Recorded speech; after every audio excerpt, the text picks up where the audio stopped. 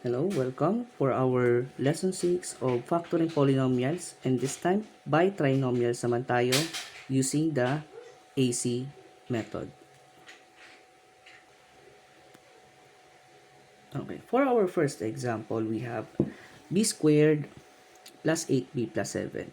So in this case, it is lead by the coefficient, or meron tayong leading coefficient of a is equal to 1. Saan ba galing sir yung a ulit?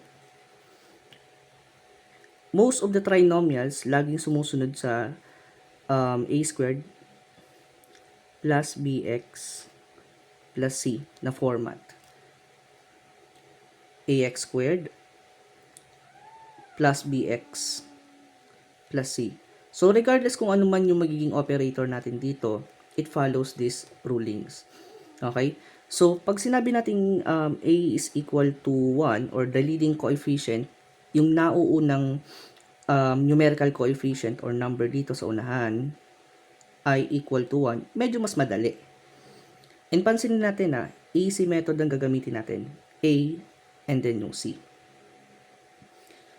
So, in this particular example, mas madali siya kasi meron tayong invisible 1. So, mas madali. So, paano ba yung AC method natin? So, we're going to branch out this 7. Okay, but this time around, instead of branching out katulad ng mga dati nating ginagawa, gagawin muna natin ay isa-isa lang muna. Okay, na dalawa sana dito, pero this time, isa-isa na lang muna para mas madali siyang tingnan. So, ang gagawin natin, we're going to use the A, this one, and the C, this one. Kaya tinawag siyang AC method because you're going to multiply A and C. So, in this case, we're going to multiply 1, ito yon, times 7. Okay. So, that is equal to what? 7 pa rin. Bakit natin ginaganito? Kasi later on, yung magiging leading coefficient natin ay hindi na equal to 1. It can be a negative 1 or other numbers, bigger or smaller numbers. So, ito yung practice natin para mas madali nating makuha yung magiging factors ng ating trinomials. So, now we have 7. So, we're going to think of two factors na kung saan pag pinag-add or subtract natin, lalabas ay 8. Yung nasa gitna. So, syempre, itong example to mas madali kasi nga, wala na ibang factor yung 7 kundi 7 times 1. Okay? So, when we write this, this trinomial, ito po ang kalalabasan niya. So, we're going to copy b squared. Syempre, lagay ko muna dito yung 1. Ayan. Plus, kung ano man yung factors na nakuha natin. So, lagay muna natin ng parenthesis na 7, and then syempre kung ano yung nasa gitna na letter. So, we have B, and then plus natin para mas madaling makita na ito yung ginagamit natin na mga factors. So, we have 1, B. Okay? Again ha, nire-write ko lang muna yung ating mga factors para makita ninyo na ito pala siya. Dito pala galing yon. And then we have plus 7. Okay? Now, next natin is to group them into two groups. Katulad nung sa past, past lessons natin, ayan, mga past videos natin, we're going to, pwede nyo idamay itong plus. Okay? Para mas makita nyo. Hindi ko lang nailagay doon. Hindi ako nakapag ilagay ng spacing. Pero idadamay nyo na rin yung last para less hassle. So, let's group them together into two parts. Okay. Ito muna. Ayan. I-write natin. Tsaka ito. Okay. Ayan. Para makita nyo na maayos. So, we have b squared plus 7b. And we have b plus 7. Okay. So, ilabas natin yung mga common terms. Ayan. Hoping may space pa tayo, no? Ayan. Pagkasyahin natin yan. So, we have common terms of b. Sa first set natin, we have b raised to 1. Ayan.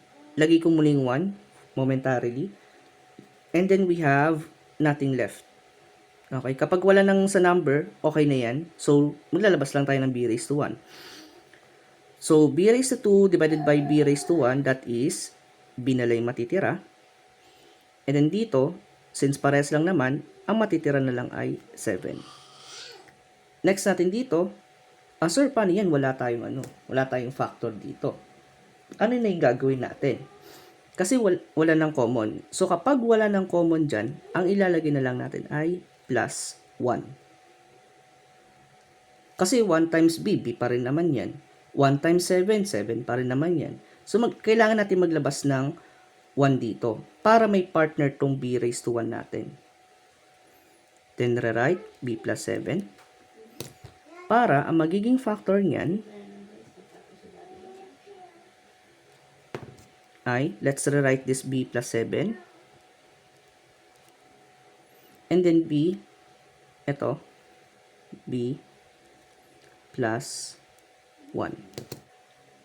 Okay, so that's the practice for the AC method natin.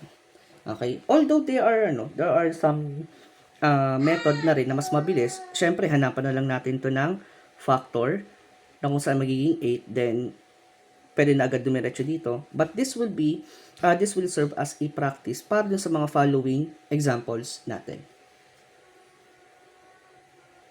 Okay, for our next example, we have n raised to 2 minus 11n plus 10. So, let's write 1 here para mapansin natin na kailangan din natin ng 1 later on. Using the AC method, we're going to multiply 10 and 1. 10 times 1, that is 10. Okay? Now, next is, what are the factors para makakuha tayo ng 11? Okay? So, we're thinking na it could be 2 and 5.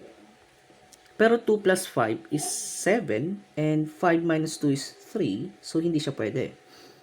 How about the other one? We have 10 and 1. So, 10 plus 1 is equal to 11. So, pwede. But in this scenario, mapapansin natin that is a minus. So, kailangan mag-add tayo ng dalawang negative para lumabas yung negative 11. So, in this case, this will be both negative. At dahil both negative yan, so magiging factor natin dyan would be, let's rewrite n squared. And then we're going to add the plus. So we have negative 10. Okay. And then let's write the n. Ayan. Then plus ulit. Okay. We have negative 1. Lalagay ko muna negative 1, n. And then plus 10. Okay. Now, kompleto na yung set natin for groupings. Let's double check. Etong set of group na to may parehas n. And this one, yung isa lang yung may n. So, grouping them together. And then this one, ayan. Now we can have the set of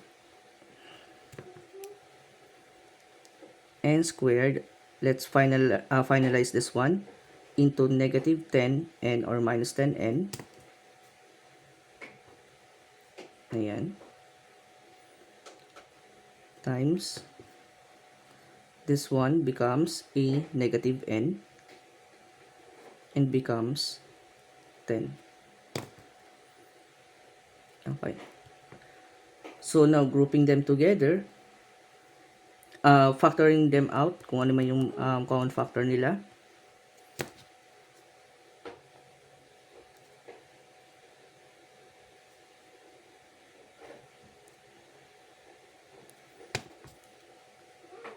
Both have n, pero wala silang number. So we have n squared divided by n. We have n. Tapos tanggalan natin to ng yung 10, yung negative 10n, tanggalan natin ng n. So we have negative or minus 10 na lang. Next natin, we have negative n plus 10. And pansinin natin, itong first set natin, compared dito sa, itong second set natin compared sa first set, magkaiba ng sign. So therefore, kailangan natin ulit gamitan ng negative 1. So, magtatanggal tayo ng negative. So, in this case, wala silang common factor. 10 to, ito may number, syempre 1. Pero walang, they have, yung isa lang yung may n. So, in this case, gagamitin natin literal, etong minus 1. So, lagyan natin dito yung minus 1. So, negative divided by negative, that would become a positive. Positive 10 divided by negative 1, magiging negative 10 na siya. Okay? So, in that way, kapag ginrouping sa natin, pares itong n minus 10, yung dalawang set natin. So, in writing the final answer, we have n minus 10, ito yung nilabas natin, and we have n minus 1, yung natira. Okay? Just don't forget na kapag kaganito na, yung problem natin, don't forget na pwede pa naman mag-release or maglabas ng 1. Kahit na positive yan or negative. No problem with that. Para meron kapares yung sa first set natin. Laging ganun. And that's how you factor this this set na kung saan may yung a niya is positive 1.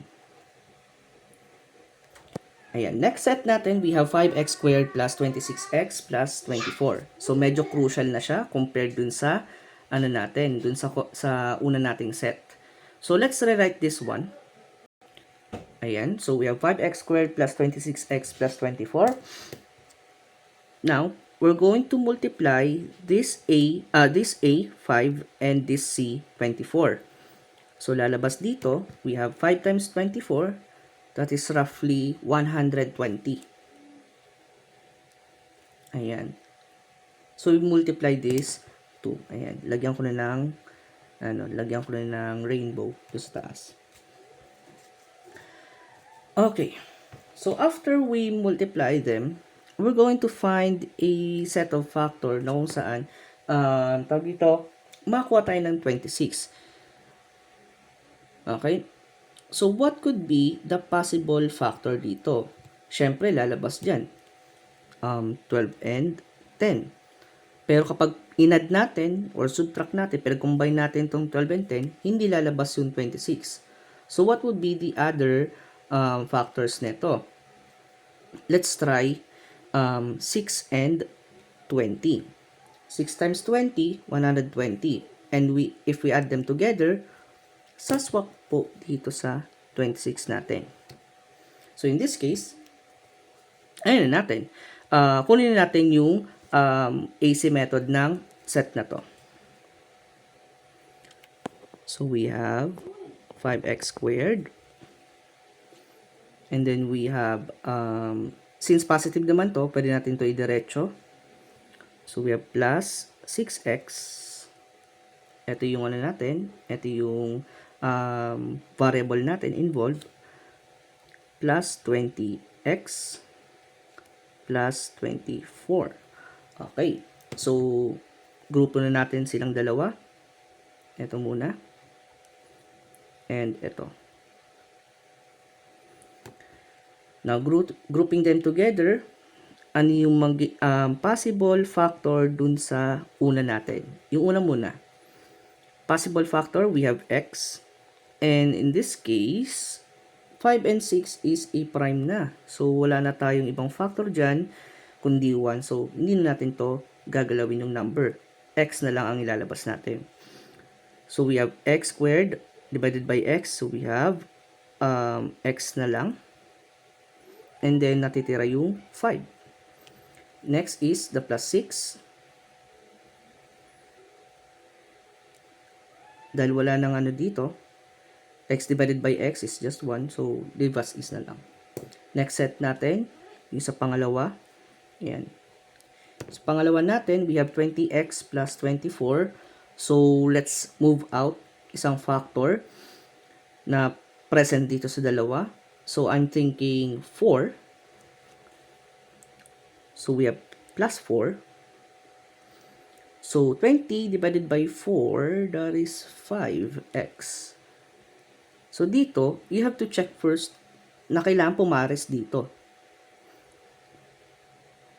Pumares dun sa first group natin.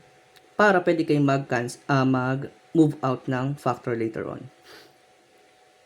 And, syempre ito, 6. 24 divided by 4, that is 6. Finalizing. So, we have, rewrite natin to, 5x plus 6. And then we have x plus 4. And that is your final answer. Next, we have this 2x squared plus 7x minus 30. So, rewrite muna natin to saglit. So, ayan. So, pareha silang may number sa dulo-dulo, yung AC natin. So, let's multiply this AC. And pansinin nyo, it has a negative term. So, pag pinag-multiply natin, lalabas ay negative 60. So, that is the A and the C. Now, next natin, we have negative 60. Yung isa positive, isa negative. Which are what are the factors na kung saan makakuha tayo ng positive 7. So, I'm thinking na it could be, try natin, 10 and 6. So, isa ay negative. Let's say 6. Pero, in this case, positive 3 ang lalabas. Or kahit ibaliktad natin, positive 4 ang lalabas. So, kulang. So, let's try another one. Let's see. How about 20? 20 and, tawag dito, 20 and 3. So, in this case, mukhang hindi rin uubra. Kasi nga 17. So, let's try another set. How about 4? Okay. 60 divided by 4, that's 15. Di pa rin pwede. Okay, so in this case, trial and error talaga yung mangyayari. Okay, let's find another factor for this one. Let's see, how about, we have 3. Okay, let's try 5 and this becomes 12. Let's see. Pwede?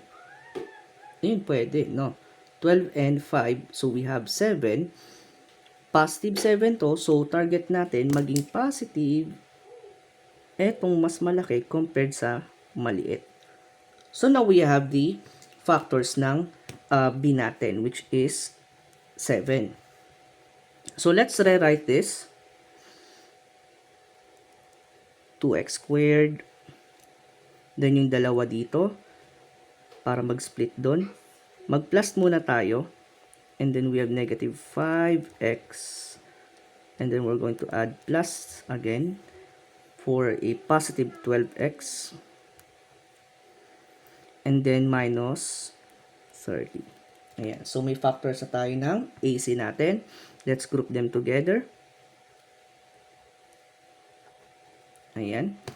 So, grouping them together, we have, yung sa first set natin, 2x squared plus negative 5x. And then, yung kabila naman ay 12x minus 30.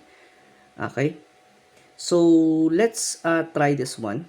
And let's see kung tama yung arrangement natin ng negative 5x and the 12x. Kasi kapag yan ay hindi umubra, gawin natin ay pagpalitin natin ng pwesto.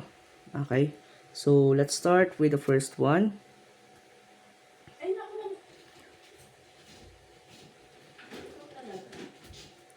And the second set. Okay. We have 2x squared minus 5x. And then the other one is 12x minus 30. Checking. So, dito sa unahan, sa first set natin, obviously, prime number or wala nang ibang factor. So, definitely, ang magiging natin dito, ang magiging factor natin dito would be 2x minus 5 na lang. At ilalabas natin yung x. Sa kabila naman, check natin kung kakayanin na maging 2. Ano yung factor ng 12 para ito ay maging 2x? So definitely, let's try dividing it. 12 divided by 2, we have 6. Now, yung 6 na ba yan ay pwede natin gamitin dito sa 30? Pwede. Okay, so ilalagay na muna natin dito yung 6. Okay, so 12 divided by 6, that's a positive 2. And they are both positive. So ilalagay ko ay 6 para lumabas yung positive 2. Next, negative 30 divided by positive 6, that is a negative 5. And getting the final answer, we have 2x minus 5. And then we have x plus 6. And that is your final answer. And for our final,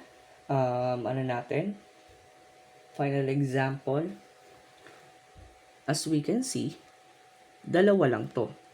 But sir, is it a trinomial? Kasi dalawa lang yung dalawa lang yung set natin. Yes. Because we can write this one into other forms. Okay? Kasi mapapansin natin wala yung gitna. Familiar with the sum and difference? Wherein, ang lalabas ay, for example, we have x minus 1 and then x plus 1. So, lalabas dyan ay x squared plus, plus 0x, that's negative 1. So, magiging final answer niyan ay x squared minus 1. Okay, kung naalala niyo tong problems na ganito, it is also the same with this one. Now, we're going to use that particular 0 para makuha natin yung mga factors nito. So, let's rewrite this example. Ayan. So, I have rewrite this example prior to this template.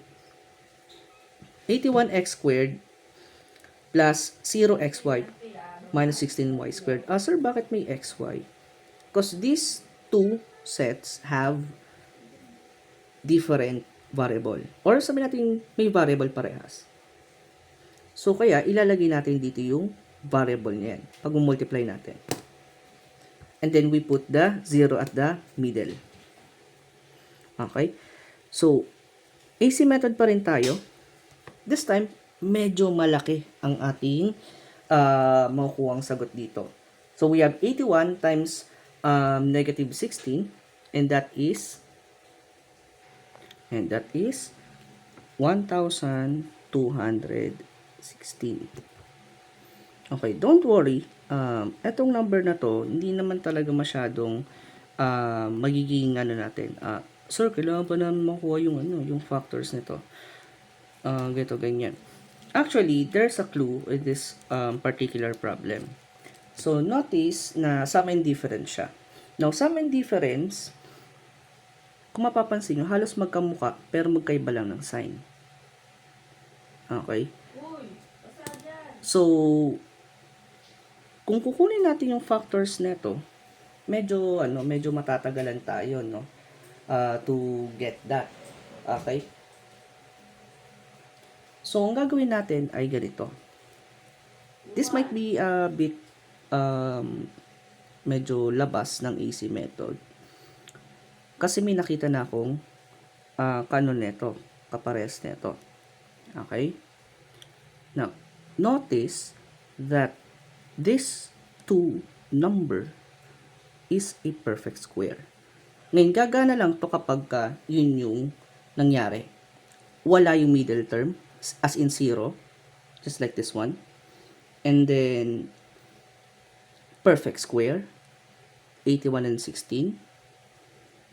And also, minus to. Okay. And also, the x squared and y squared are also perfect square. So, anong gagawin natin dito, sir? Instead of proceeding on this one, let's take it on another route. Okay. Now, looking this one, 81, ano yung perfect square ni 81? We have 9 and 9. 9 times 9, so that is 81. And this one, the negative 16, or kahit yung 16 na lang muna, later on na yung negatives, ang perfect square niya naman ay what? 4 and 4.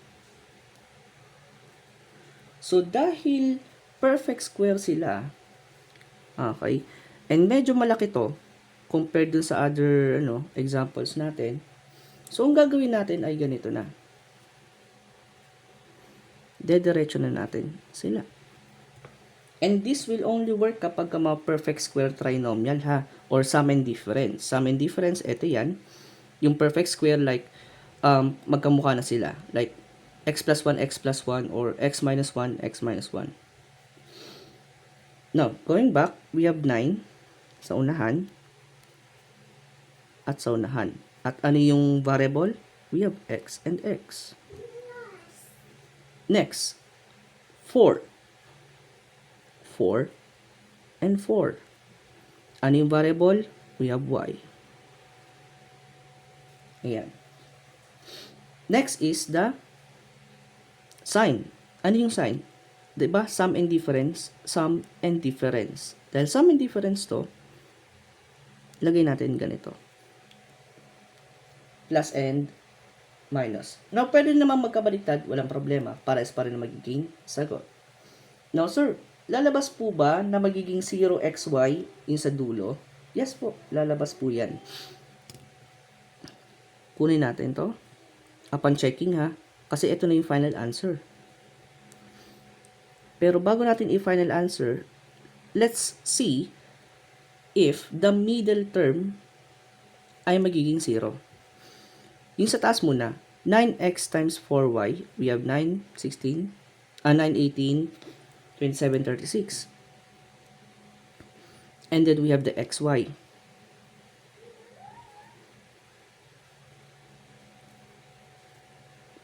Then plus negative 4y times 9x, na positive. That would be a negative 36xy. Add them together, 36 plus negative 36, and that would be 0xy.